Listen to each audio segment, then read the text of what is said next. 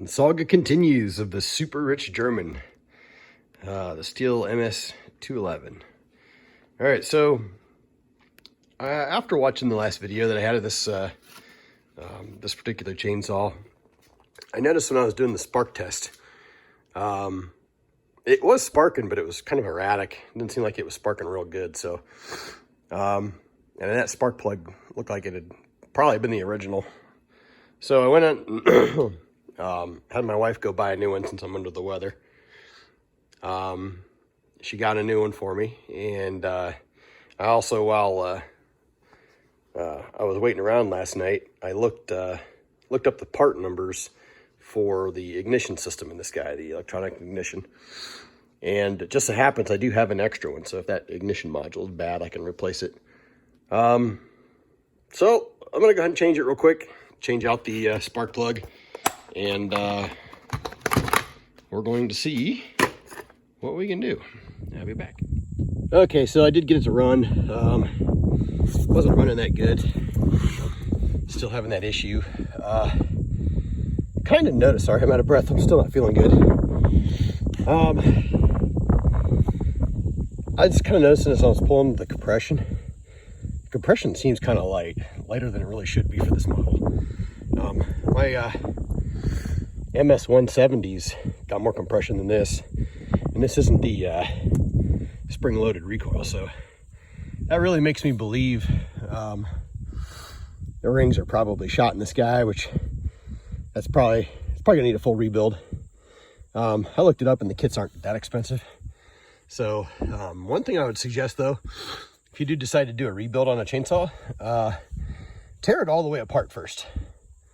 I've run into situations in the past where I'd order parts and thinking I just needed rings and maybe bearings and stuff, and it turns out like the whole block's shot.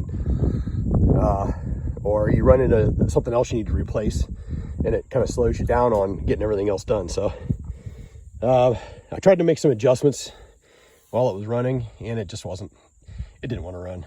So that would make sense. Like I said, I'm willing to bet somebody ran this thing on straight gas for a little while, at least one tank. And it doesn't take too long for these things to start overheating and then. So let's just say, for instance, hypothetically, he, maybe one of the employees of the contractor just put straight gas in it, or maybe not enough oil in it, in the gas. What can happen then is, since there's no oil in these, since they're two-stroke, it really needs that for two things. For one, for lubrication, and two, also for cooling. So if you're sitting there womping on it, getting it nice and hot, you can start seizing bearings, scorching the block, scratching the block from the ring starting to fail. There's a lot that can happen. So I'll tear this thing apart, take a close look at it. Oh, also, if it sat then after that, and then dried out and got any kind of moisture in there from the ethanol or whatever, those metal bearings can then start to rust, because there's absolutely no lubrication. There's nothing in there that's, a rust inhibitor at that point. Even if you run these things on gas and oil, like your 40 to 1 mix, you still, there's usually at least some residue of oil in there to keep it from rusting and keep it a little bit lubricated. That's what I always recommend to people if they're not going to use their chainsaw for a while, to get it started and warmed up, and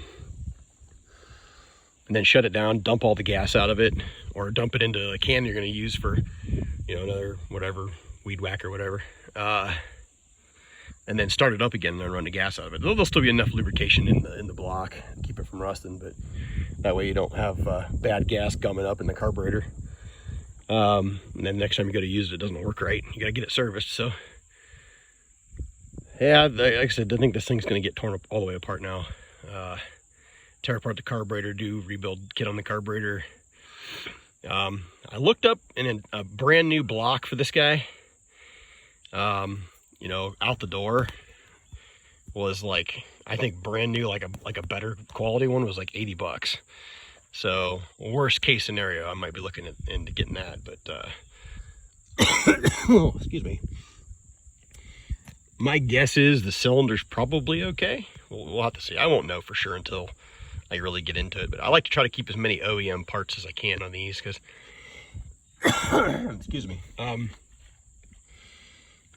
you never really know what quality you're getting, even though if you get it from like Highway or whatever the suppliers are, HL Supply.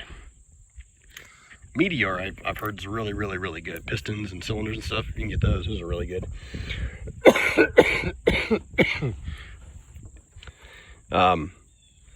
But again, I don't want to just I guess I kind of lost my train of thought on that. I like to try to keep as many OEM Stihl or Husqvarna, whatever model it is, parts as possible. And if you can get high quality rings or OEM rings or even OEM bearings and seals, that's really awesome if you can do that. But they do make pretty good aftermarket stuff on some of that. Oh, gosh, I sound awful today. This thing finally migrated into my lungs and it's just taken over. I was tested for COVID-19 and it was negative. So I just had a second test day today so I can go back to work, hopefully on Monday. But so anyways, that's where we're at on this guy, the super rich German. I guess it doesn't live to see another day. It's gonna go in for surgery. Sorry, buddy.